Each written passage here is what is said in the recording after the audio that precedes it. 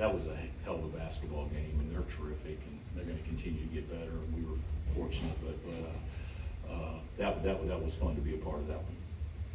Coach, you guys came up very intense defensively early, and that seemed like it helped lead to that early run. What was that game plan going in on defense? Was it to completely pass through them, or what was it? Well, I think that should be a game plan most every game. So it was really no different than what any other game would be. But the fact that we're playing Duke, I do think there was a different energy defensively than what we had, to your point. And we were on point defensively early, but we also made every shot. So, one reason why we were up 10 is we also made a lot of shots. And secondly, Juan had mentioned during his interview that basketball is a game of runs, and when you guys are kind of on the back end of a run, having to defend that, is there anything you tell the players to help them weather the storm, or do you just put the faith in them? Well, I think that you put the faith in them, but the bottom line is, life's a game of momentums, and game is too. When it's going good, you want to extend it, and when it's not going well, you need to curtail it and cut it off. And I that's one thing that we did a good job of, because if I'm not mistaken, I think Duke took a 2-point lead or a 1-point lead a couple of times, and I think with 5 minutes left, they may have taken a 2-point lead. So we didn't let them get on that 9-0 run, which was pretty good, because we had some guys step up and make some plays to kind of curtail it. What were your thoughts on the incident with Hunter and his ensuing ejection?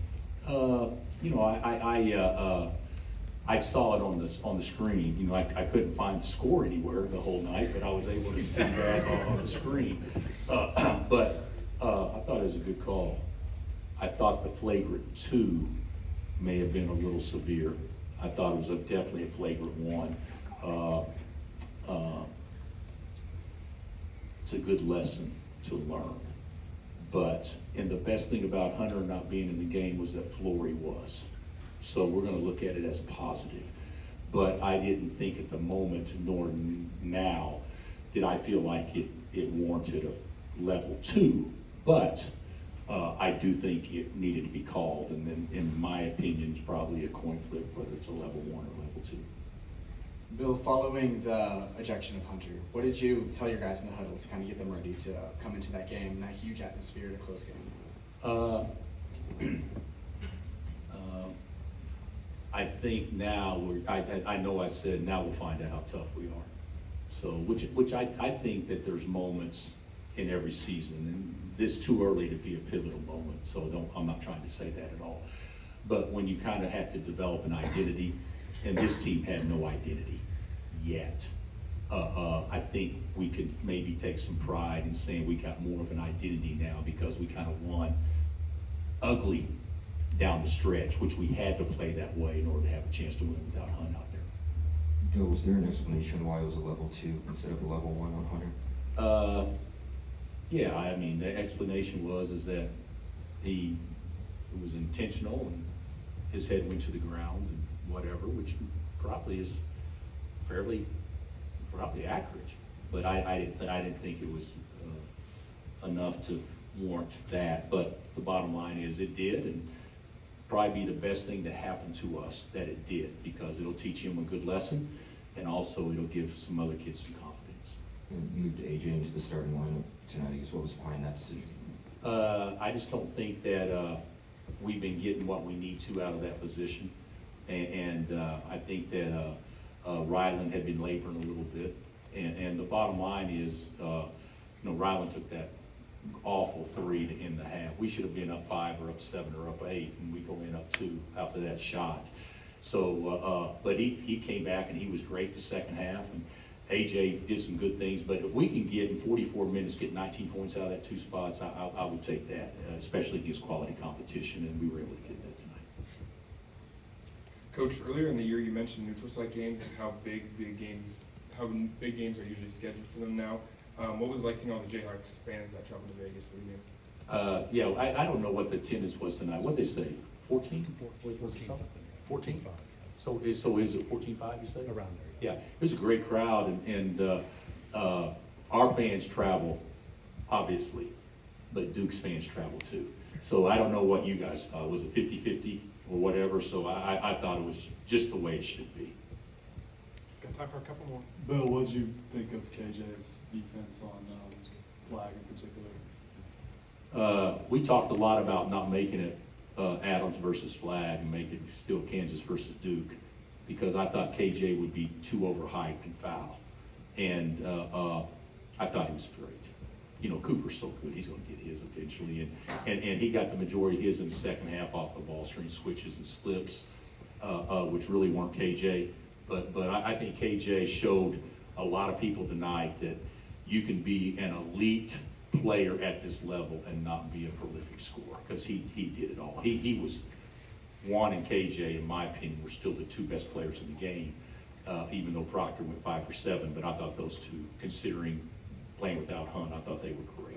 I thought Juan controlled the game, and he made 2 plays late where he breaks flag down and he finds. He talked about a Wando drill you guys do when he does that, you know, jumping through the air on the baseline. These guys come up with a lot of crap that I don't even know about. I've never heard of the Wando drill. If he said it, it's got to be true. Yeah. So, What did you think of that pass? Do you think he knew that it's the one he hit for the 3? he hit Ryland for the 3 when we were down 2. Yeah. He also made a great play. I don't know if it was from Zeke or Juan, but Flory had a dunk and he fumbled the ball in the middle lane, you know, and ended up being the turnover. But Juan's a good player, and I thought tonight he looked quicker and was better with the ball, getting his shoulders past people without a screen. I thought he's really good. Coach, you mentioned Ryland. When they went up 2, 5 minutes left, he scored the next 6, and he had the steal and the free throws. He hadn't scored to that point. Just what did you think of his performance down the stretch? I thought he's great, and he made the 3, then he got an and one, and then he made the 2 free throws late. But that defensive possession late when we're up 1, that's about as good a defense as KJ can play. I mean, that was a good defensive possession. And then, you know, not very often when you're up 1 and they're playing and there's 4 seconds left, you get a chance to go up 3. And so we were fortunate there, but that was a great stop. Yeah, we had the buckets from Ryland late and to swing the game, and obviously Storr had a better night. Zeke had 12.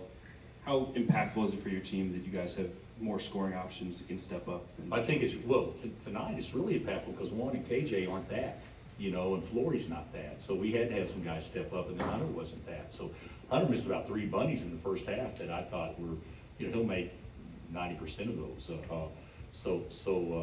But they're good. You're playing against a lot of length out there. So shots maybe felt a little bit more rushed or a little different than what it usually does, playing over guys you're bigger than. Bill, you made a point in the offseason of going after experience and depth in the portal. What factor do you think that played in your team's ability to be resilient tonight? I don't know if it played a huge factor from an experience standpoint, but it did with Zeke. I thought Zeke got his shoulders past people. He played with pace. I thought he played well, just didn't make the shots there after he got started. But I thought he was great. I think AJ and Ryland, it will matter, but we're probably still about a month away till they get comfortable. But it will matter. All right, thanks, Coach. All right, guys.